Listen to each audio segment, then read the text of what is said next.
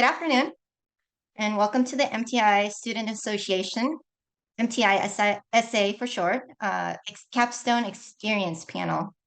The MTI SA Executive Board consists of myself, Jane Davaransky, as president, Flor Mounsambote as treasurer, Gabby Sefranek, Huryang Lee, and Diamond Tesfaye as the club VPs.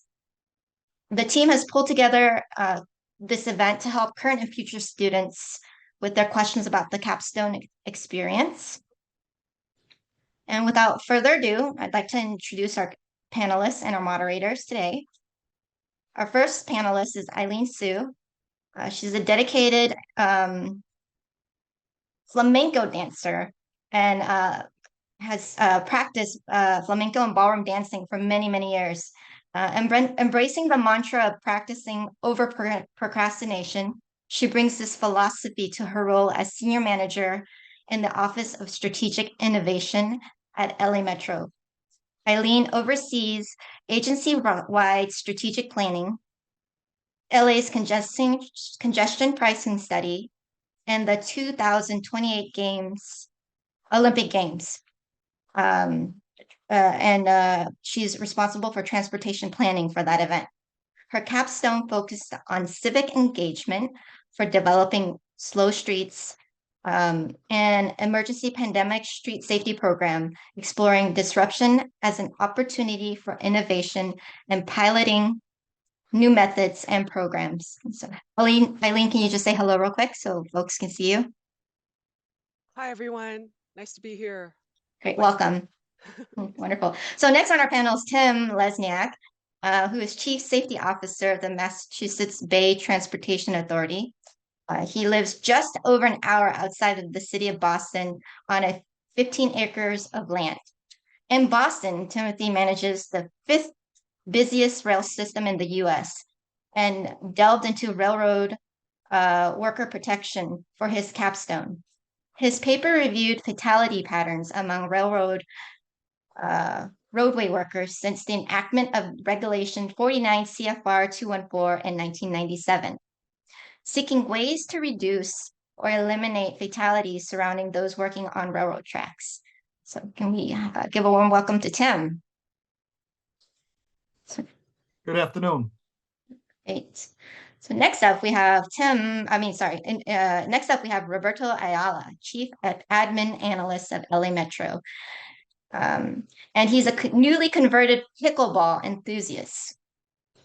Roberto is responsible for developing, implementing, and monitoring $55 million budget for LA Metro Supply Chain Management Logistics Department. He explored the role of public transit in combating food access issues in urban and suburban areas in his capstone. And it's titled Next Stop, Fresh Food, a survey of public transportation programs to improve food. When he's not leading LA Metro with these endeavors, he tries to convince his friends to try out pickleball. Roberto? Hi, everyone. Thanks for having me. Of course, glad to have you here. And next up on our panel is Noah Sanchez. Noah hiked the John Muir Trail in September 2023, covering 250 miles in 17 days.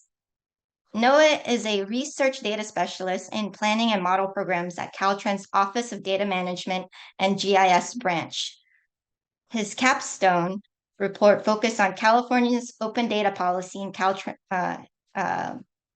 and analyzes the impacts of the policy announcement in early 2019. And includes a look at Caltrans' preparations for data release and data availability through other resources. Noah? Quick hello. Hello. Great. Good Welcome. to see you. Happy to be welcome. here. Yeah. Finally, I'd like to introduce our moderator, Flor Mounsambote, treasurer of the MTI Student Association, who recently became a U.S. citizen. Can we get an applause for that? Flor is an associate program analyst with the Alameda County Transportation Commission, and she wears many hats, including outreach, monitoring, and funding, helps fund plans for transportation projects in her job. Currently, her paper is looking at the evaluation of MTC Transit Action Plan for her. And she will explore the impact of the regional approach that was established in 2020 on customer information and accessibility and integrated fare policy for Bay Area transit riders. Flora will be our moderator for today's panel. And she will read from a condensed set of questions that were submitted from the audience prior to this meeting. So, Flor, the floor is yours. I love that one. I love that pun. Hi, everyone. So I'll just get started with the questions so we can cover as many as we can. And I would ask for our panelists to just raise their hand, not raise their hand, but to just answer by turning off their mics, no order. So the first question for our panelists is, what factors influence your paper planning?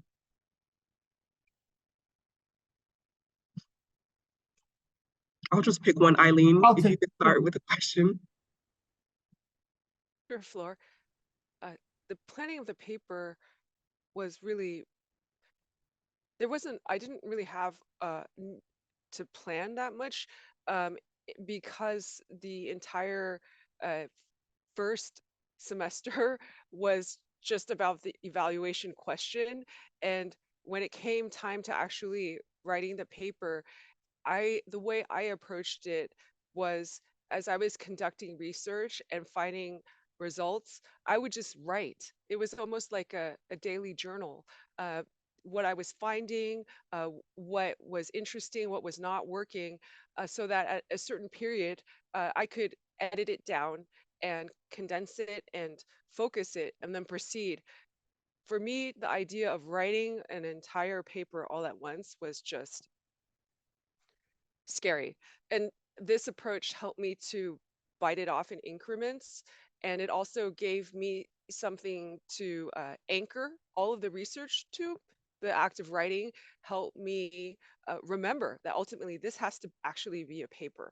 So I recommend that approach. It worked for me. But I'm curious about others' approaches too. I'll jump in. Yeah. So like Eileen mentioned, that first semester you're in the planning class. I really relied on the one assignment where we had to create the schedule of our activities to really kind of understand what, I needed to get done in the, couple months that you have to write the paper in the second half and the second class that you take. But I think I also relied heavily on the outline itself. And so kind of as Eileen was mentioning that, once I had that outline in place, I would kind of just focus in on one section or, one portion of that outline to work on each week and get it to a place that, had some nice complete thoughts and kind of just piece it together using that outline. Because when I looked at it, the whole thing, it's pretty overwhelming. But if you kind of just focus in on one section at a time and, based on your life calendar, everything else you have to do, setting aside time to just focus in on one section kind of makes it a little bit more manageable. And so early on, I was, trying to read as much as I could.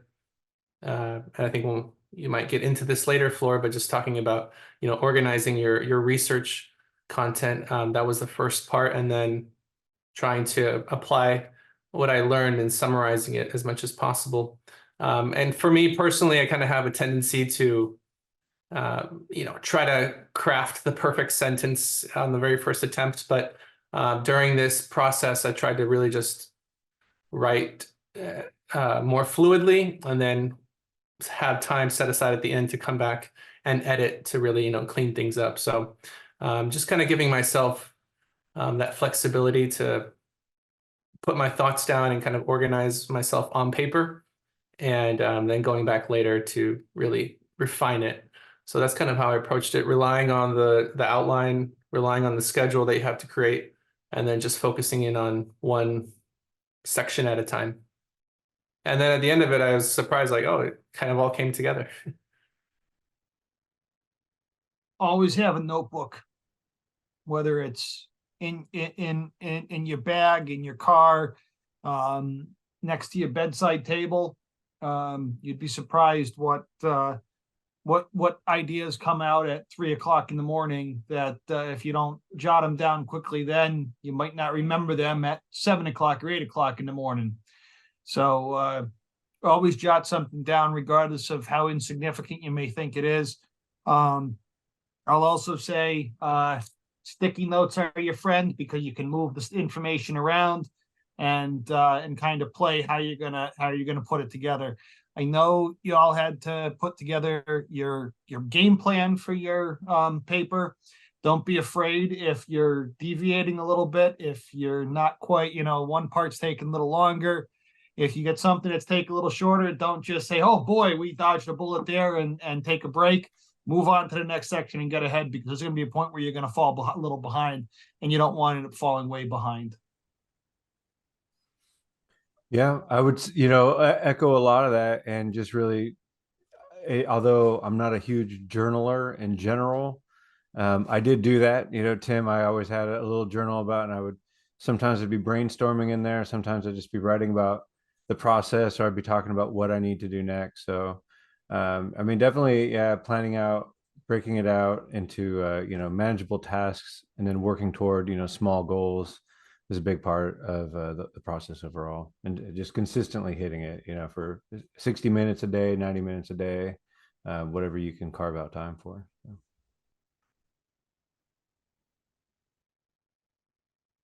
Thank you all. I think we heard some really great tips that I personally will be using myself in the next coming weeks.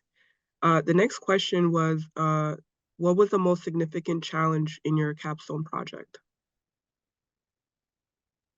I'm going to start off on it. Too much information. And, you always say any information is good information, but I started off and I had this grand capstone project that I said I was going to do. And Asha told me too much. And I pared it down, still too much. And I pared down my project about 5 times. And once I got into actually doing the project, I should have probably pared it down 5 more times, because I had way too much information. And it became overwhelming. It became to the point where I had Excel spreadsheets, and Excel was locking up because I had too much information in spreadsheets. And I had to sit down and meet with Hillary, and she was like, yeah, no, cut stuff out. Like, yeah, you have a plan, but you also want to make sure you have a quality product. And so that was probably my biggest challenge, is figuring out how I dealt with all the information and how I pared it down to something manageable. Yeah, similar to Tim, when you're doing your research, it was difficult for me to stay organized.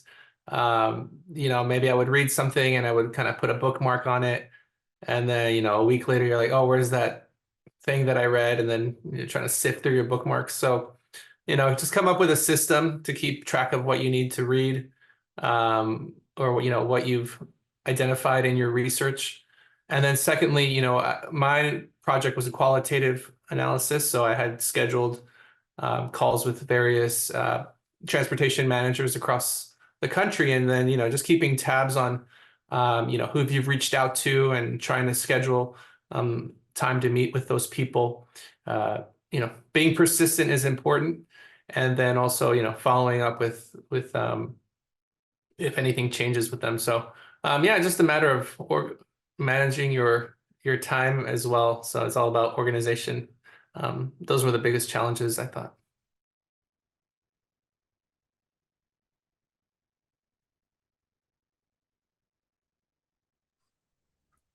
Yeah, my biggest challenge really just came down to creating time for the paper, right?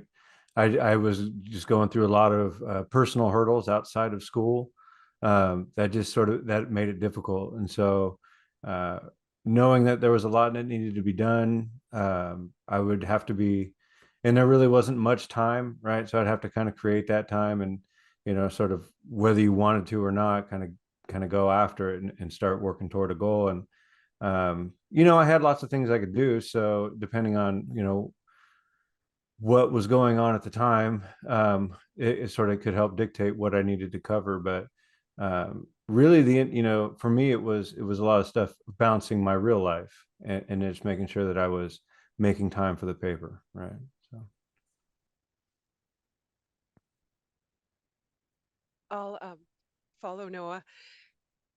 My hardest challenge was understanding that a very discrete and focused topic is important and valuable.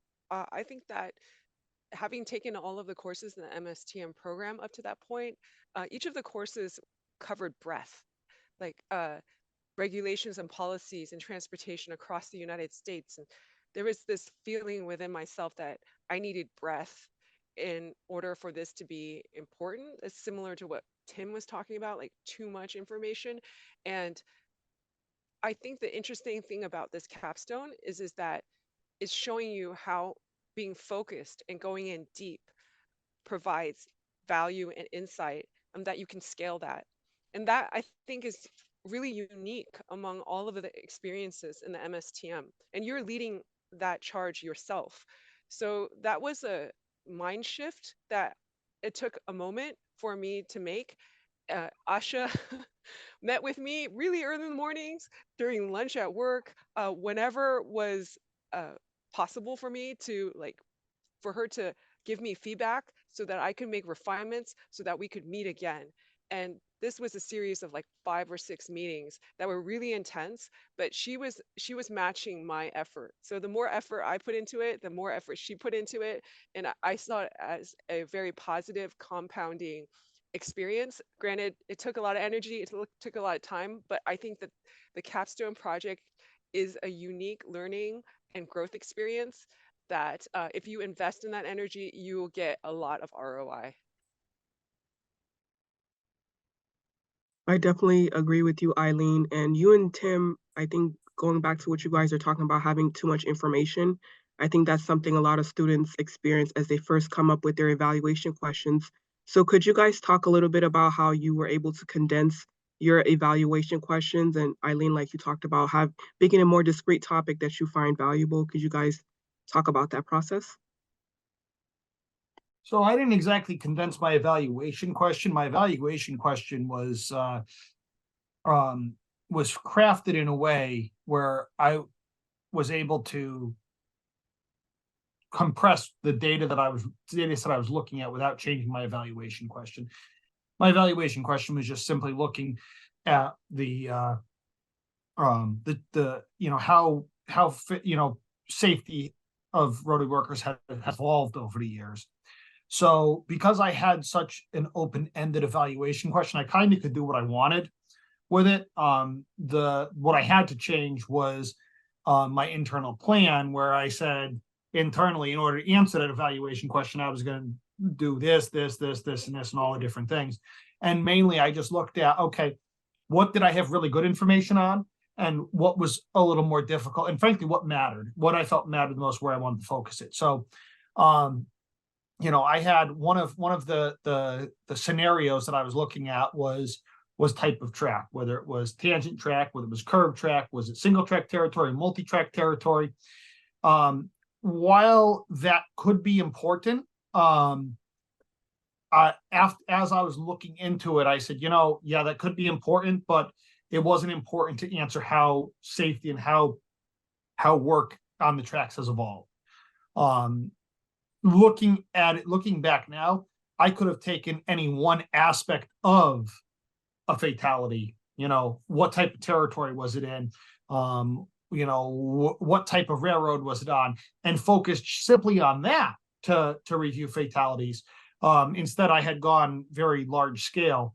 But mainly I took a look at where did I have good information and where was I struggling to find information. And I scaled back the areas that I was struggling to find information, or that the information I got really wasn't telling a story. I did the Caltrans, right, open data, was California open data policy and its impact on Caltrans. And really the short answer to that was it had no impact pretty much, right? They hadn't released really any additional data set. So I didn't want to have that be my paper, right? I wanted to go into it a little bit deeper. So, you know, I don't know that I was really able to scale the question down. In the end, I had 3 sort of research questions that I went with. But you know, one of them was the data was all quantitative, right? I was just looking at the data that was out there, data sets available, and then analyze those, looking at those for openness and usability. To answer another question, it was a qualitative, and required me to go around and interview you know, several people working at Caltrans and working with the data. So you know, in the end, and then I, you know, I did have another one that involved, you know, what could be done essentially, right, to get some quick wins. And so for me, that's, each thing was a small, like, you know, by itself would have been too small for a research paper, but put together, I was able to, in the end, you know, I felt like it was something that identified what was going on, and also, you know, potentially gave some solutions. So.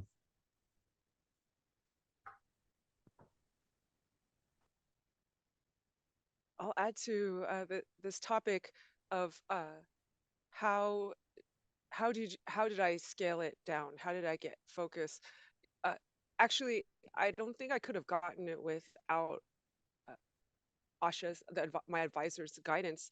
I was interested in how can civic engagement make our streets safer, especially those who actually walk and bike and use these streets or take transit. And I was starting at the county level, and then I moved it to the city level. And then Asha's like, you got to be more focused than that. You're only one person. And then I moved into a district. And then she said, how about just uh, this 2 by 2 block radius? I mean, or 3 by 3 blocks. And I said, how could this be of any significance? It's such a discrete area and it doesn't represent the district nor the city. And she said, what I'm interested in helping you develop is a methodology.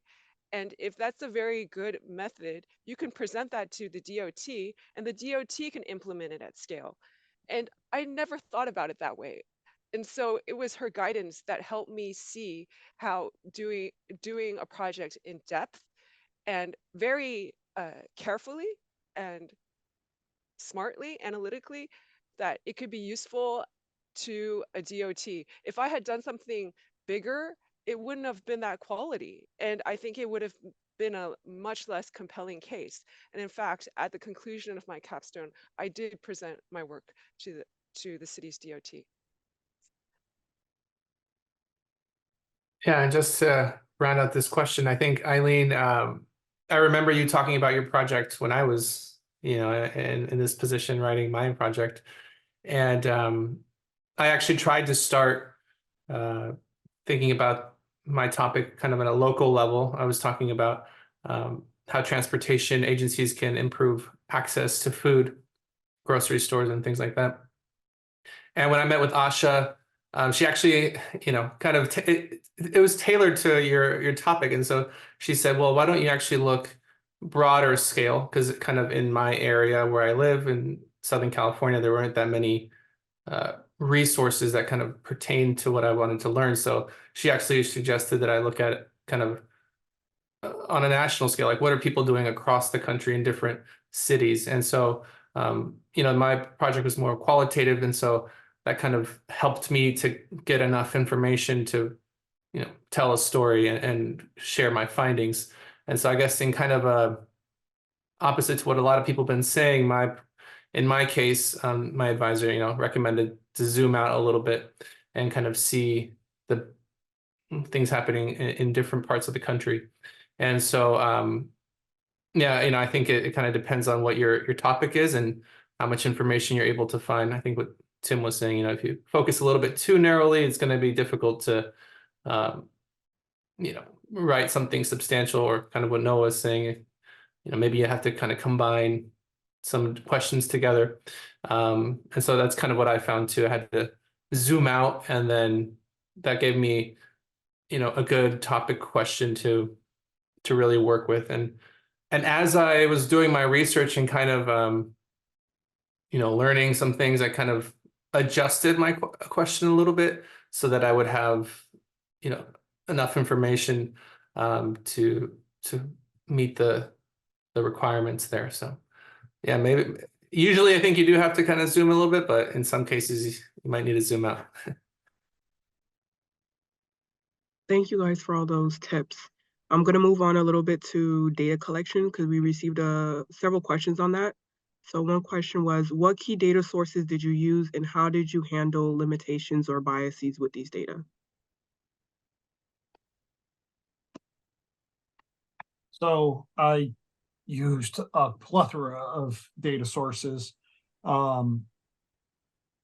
I was on, I definitely pulled information from TRB. I went on the NTSB website and just any railroad incident and took a look at it and determined any incident report that was there based on a railroad incident, did it apply? I scoured FRA databases for incidents, as well as various railroad safety web pages and union web pages surrounding safety on railroad tracks, and really trying to make sure that I caught every single potential incident that there was. Different data sources were more complete than others. Some data sources contain conflicting information, and I had to dive down and try to make a determination. Sometimes I couldn't make a determination if with conflicting information, and I had to make a note of that. I did pull newspaper articles surrounding every incident that I could and did that research. Those I took with more of a grain of salt. If there was an official record or an official incident report that spoke against what was written in the newspaper, I typically sided with the official reports. But really just a lot of it, and probably not the answer you're looking for, but a lot of it is common sense. What did my gut tell me? Did my gut tell me that this sounded good, that it was fully fleshed out and written out, or was it pretty vague and just kind of there? If it was pretty vague and just kind of there, I tended to shy away from it a little bit because it didn't have that detail and that research and information to back up the statements that were in it.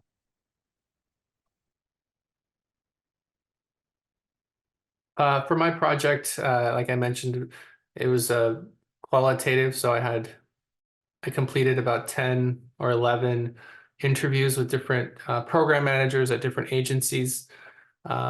And initially, kind of just Google searching programs that kind of matched what I was looking for. So basically like grocery shuttles that help low income or senior citizens get to the grocery store. And then from there, kind of, expanding my search to kind of match, maybe it was like a program that offered Uber rides. So finding related programs to kind of understand the broader scope of the types of programs that I wanted to evaluate. But then once I got into those interviews, then you just ask the people, hey, what do you know? Or who should I talk to? And in a few cases, they did point me to other colleagues, people running similar programs in different cities. And that kind of helped me to kind of get tapped into the network of, professionals that are already working in the industry to help improve food access, and then just learned about the world from their point of view. And so, if you guys are doing qualitative research, make sure you ask the people that you speak to who they would recommend you speak to.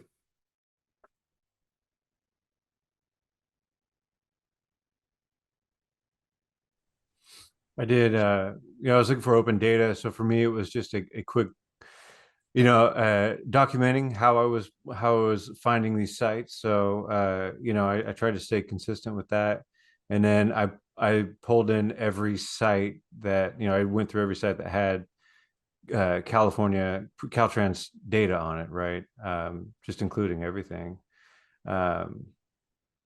You know, as far as, you know, the bias, yeah, for me, it was just, yeah, kind of going with Google, right? And then trying to justify why I'm using that.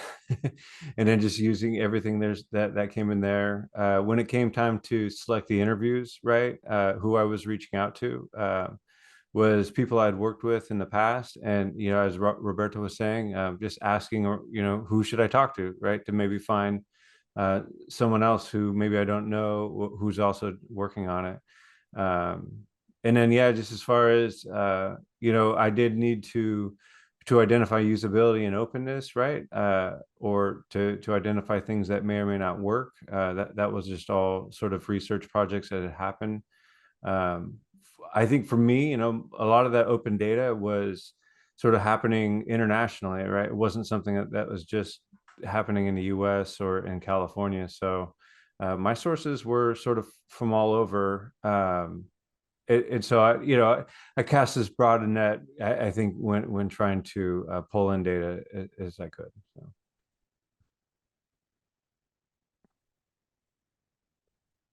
For mine, it was on street safety, and I used the high collision corridor, used the healthy streets data, used a lot of demographic data as well, because I was interested if I was going to choose this 3x3 block community. I wanted to have a good equity lens through which to look at it. So I looked at the U.S. Census data, and then I also talked to staff at the city's Department of Transportation just to corroborate the quantitative data with some qualitative information, and then decide this was the community that I would, as Robert did as well, interview. There was a strong qualitative aspect to my capstone. And I think that the qualitative and the quantitative, the localized and the national data, they were a good counterbalance for one another.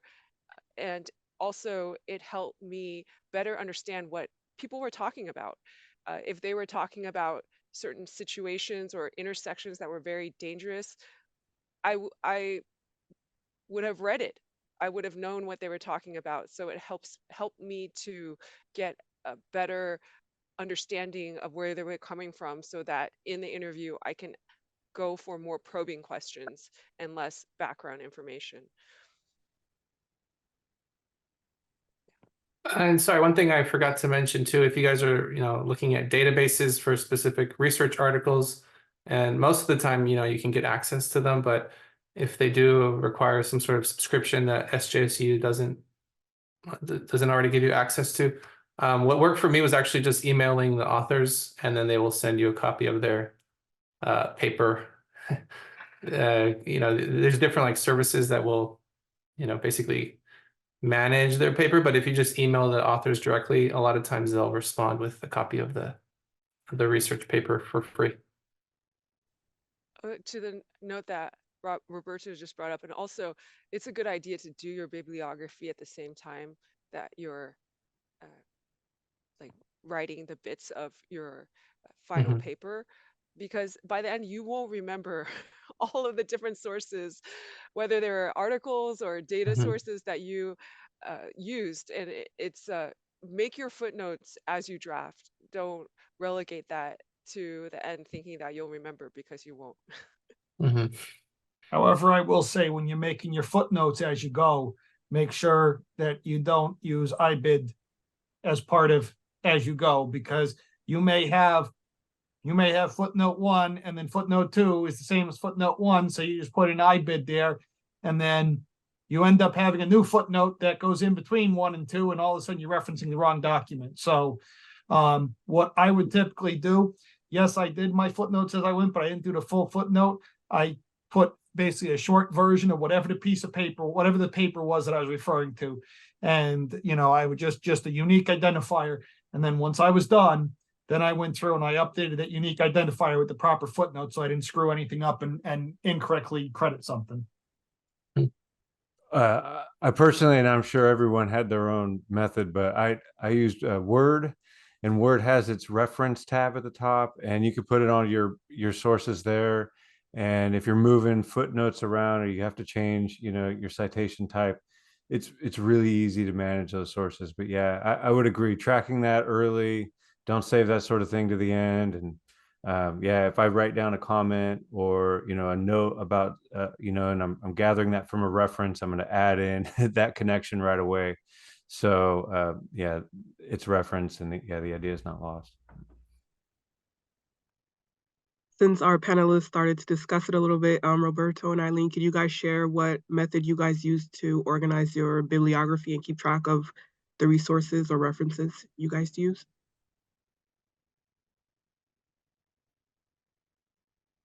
Yeah, I was just kind of actually, I think manually creating my bibliography. I did try to use the Word feature that Noah mentioned, but it kind of became, I don't know, it wasn't working for my my approach, so I kind of just did it manually.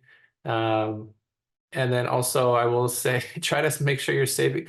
I think now Word automatically saves things, but I specifically remember one time when my Word like crashed, the file got corrupted. It was, and I was working on the bibliography part. And so, and not to, make you guys paranoid or anything, but it does happen. And just be aware of that. So, yeah, but I was doing manually the bibliography, kind of had like a separate file where I was trying to keep track of things.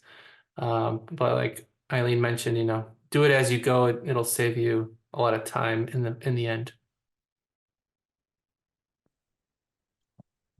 Yeah, to what Tim said earlier, I wasn't using the full Turabian listing for my citations while drafting, but a shorthand that I could understand, so that because it just takes a bit of time to do that full Turabian footnote, Mhm. and I didn't want to do it unless I knew I was really going to use those sources in the final paper. So what I did was I created a spreadsheet where one column was the interesting idea that I found in that particular source. The next column was the name of that source and author. And then the third column was the link to it, whether it was a PDF on like Dropbox or wherever cloud-based vessel that you're saving all your files, or to a URL, or to anything else, so that when I got a critical mass of these, what I thought were interesting ideas, then I could start transferring them into the Word document. And so I had this kind of transition area of this Excel spreadsheet where I was gathering all kinds of data sources, and it was like the intermediary before I added it to the Word document. Because the Word document, which is ultimately the paper itself, it also had a lot of my own ideas that didn't have any citations. They were just completely my own ideas. So it didn't seem like the right place to be gathering my record of sources. So that was my approach. Thank you all. And Jane, I believe, are we using up the last 10 minutes to get questions from the audience? Because I saw a question come up in the chat. Yeah, we can address the questions as they come up in between the ones that we have prepared. I think that'd be a great idea. Okay, great. Because I think Kim, I know her, she had a question. Do you want to go ahead and say your question, Kim? Yeah, so I was just wondering, I had planned to be a lot further advanced on writing my capstone project by March 1st, and I ended up having to have my knee replaced, so I'm not. So I'm curious how far advanced, like how much did you guys completed by the time you started MTM 290? Because I'm trying to decide if I should just postpone it for a year or if I'm really putting myself, behind the curve here and getting completed. I think it really depends on what you have background done. So I'll be 100% honest here. I didn't have much at all written by the day I started MTM the 290. Okay. But it was an awful lot of work to get caught up. It really depends on how far behind of your plan you are. If you can figure out the way to get caught up on your plan. I ended up taking a couple of vacation and personal days here and there to just take like an entire day and ram through it. So, it really depends on how confident you are in your research and how much of your research is written in a way and pulled together in a way that you can drag and drop, or is it something that you have to, if you still have research to do at this point, that's going to be pretty tough. No, most of my research is done, and plus I'm doing it on something I'm physically do at work every day. It's a project for the Port of Long Beach. And I was planning, I have 2 weeks of vacation I can waste if I need to, not waste, but if I need to use it. So maybe I'm not too, because I feel like my research, I have all that done and I have the idea I know what I'm going to talk about, what I'm going to write about. I just wasn't, wasn't sure what they expected you to have done when you start the class, in a couple weeks. I mean, I'd be prepared to put in a lot of long days, especially as you get closer and once class does start. But coming from experience, it is doable to get caught back up. Okay, thanks a lot. That's good to know. Yeah, I think by March 1, looking back at my document there, I had gathered all my research, right, as far as I had spoken to the folks who I wanted to speak to, and I had looked at the websites I was going to look at. And at that point, right, I'm getting into it. I probably hadn't really gotten too much into the writing, right, making it a nice fluid paper and really going over the readability aspect of it, but it's really getting into the analysis of the data. So, which, as Tim said, like, I could be all over the place at that point, and the paper could still be kind of a long way off, but a lot of the footwork as far as data gathering had been done. So, okay, thank you. Makes me feel better. I was kind of freaking out. Yeah, I mean, if it's something that you're, very familiar with because it's what you do in your day job, then I think I would probably recommend you keep going because, you don't want to have to think about it for another year.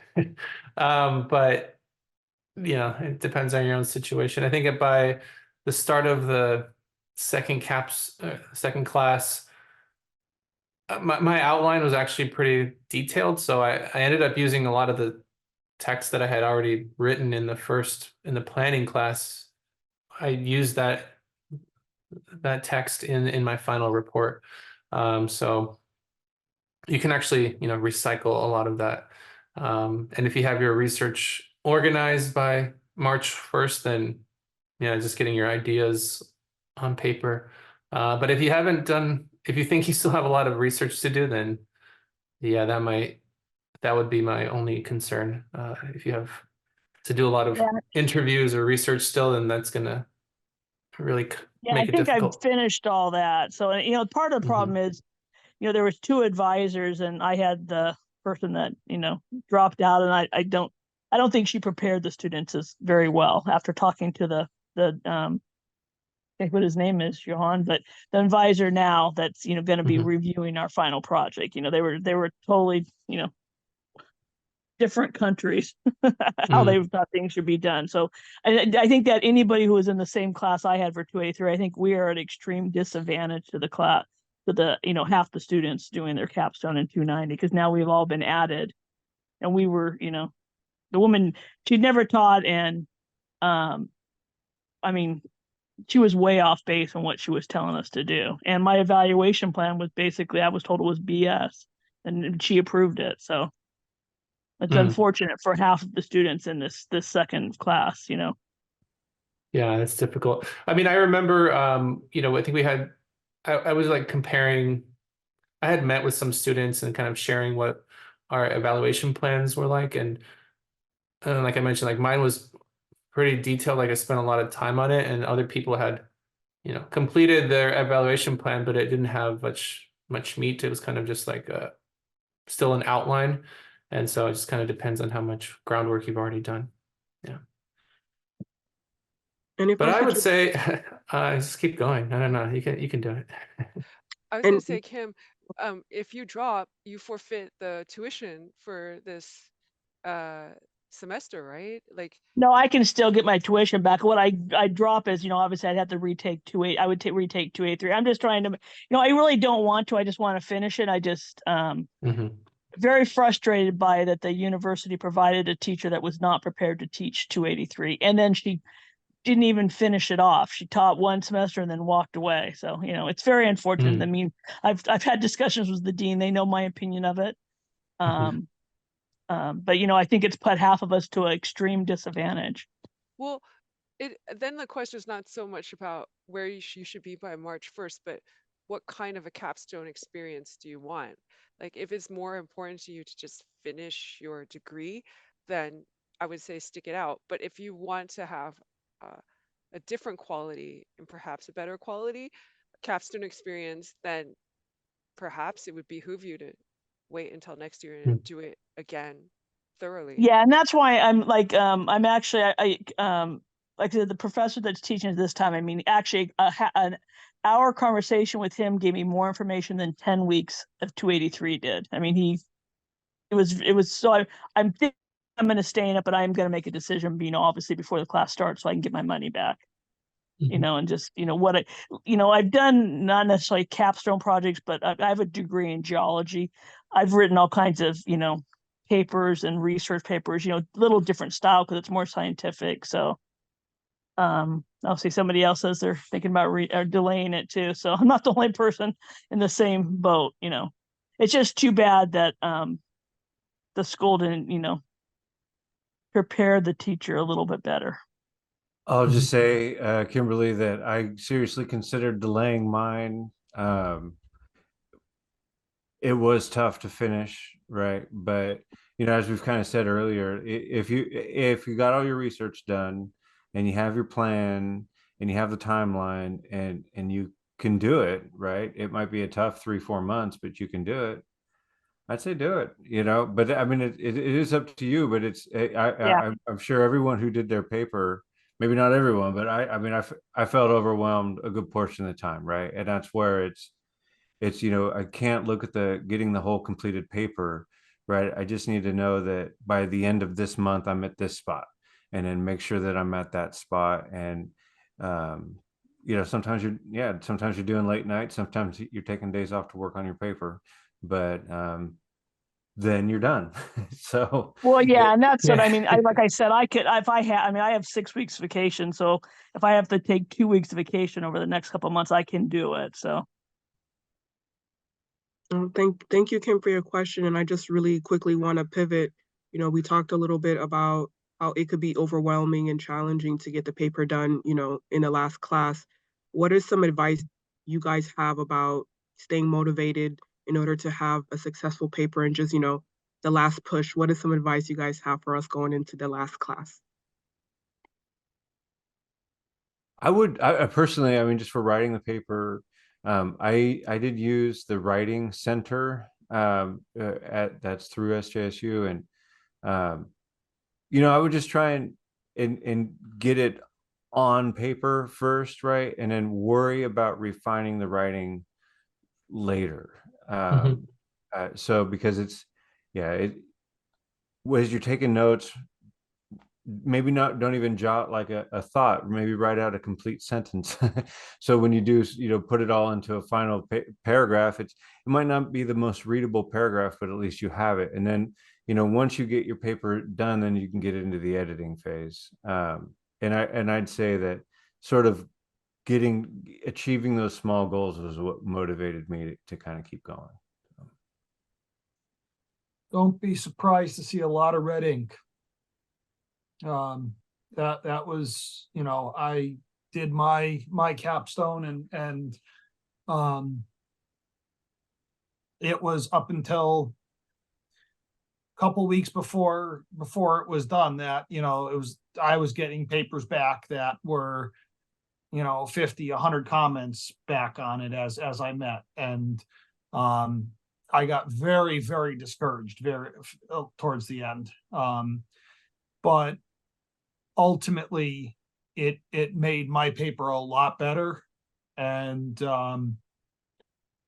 I think that, as you go along, there's always going to be comments. You could have the best paper you can, but if there's 2 weeks left, there's going to be 10, 20, 30 comments on that best paper you have, because there's always something that can be pulled out.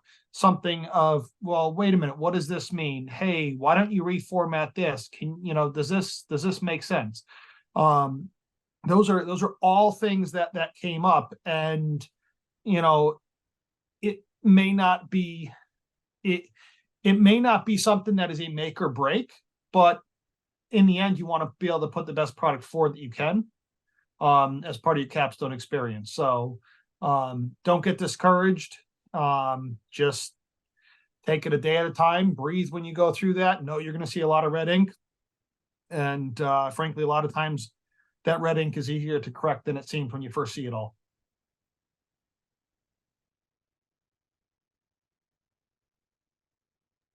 Oh yeah, Edwin.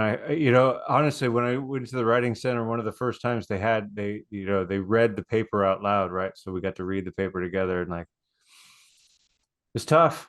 It's tough to hear your first draft read out loud. I'll tell you that. But it's Thank you. Thank you, Noah. Thank you, Noah. It has been something very, very complicated.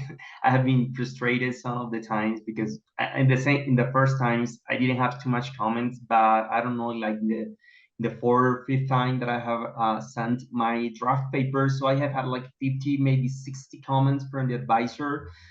So it's a very difficult situation for me. I have felt very worried about the situation. So it's like a mountain, it's like a roll mountain coaster, this capstone project, because there are some moments when you have good papers, you have good comments, but there are some moments where it's very weird. I don't know what to do. It's very frustrating for me. I have felt sad. I have felt whatever of the feelings that you can imagine. So thanks for the advisors, for the suggestion that you have given us today, because it's very important to know the previous experience. And thank you, Jane and Flory, for having this moment. Because all the time, if you have many mistakes, you can fix that. Maybe it's as Kim said, we are worried because of the time. Maybe we're not gonna reach because the time is going up so fast. So I think it's very complicated. So I think I have learned today that it's something we have to handle. Mm-hmm. It's a constant process, and honestly, for me, and I don't know if this was the same for Tim, but yeah, I never got like hey, this is the best thing ever, right? Like there was always something to work on, and you get it just about as good as you can. And but to be honest with you, right? I mean, sometimes you read other people's papers that are published papers, and you'll find a typo here and there. The formatting's not quite perfect, so you won't be the only one. Yeah, and I would say, you guys have made it this far. It's not easy to get to this point. You've achieved, success to reach this point. So, don't discredit all the work that you've already put into it. And hopefully you've selected a topic that you're personally curious about. So just tap into your own curiosity and to really just keep yourself motivated, because it's you're improving yourself, right? And so don't think about it like trying to get a grade. It's about what are you learning, and what is new to you. I think that was one thing when I was talking to Asha, I was doubting myself, like, am I going to say something that's meaningful? And she explained, it's not that you have to come up with a world-changing idea, but you need to show what you're learning. And so that's really the goal here, I think, is just being able to express what you've learned and making it something that's, that will improve your sense of accomplishment, like ability to accomplish something. So that's really what you're working on, is following through and staying dedicated. So, just find that time of the day that you're best focused and just chip away at it. Find somebody to Robert, gripe with Robert, as well. okay. And I know this sounds funny, but like, you get a paperback that has, I see Edwin pointed out here, a draft paper with 50 or more comments.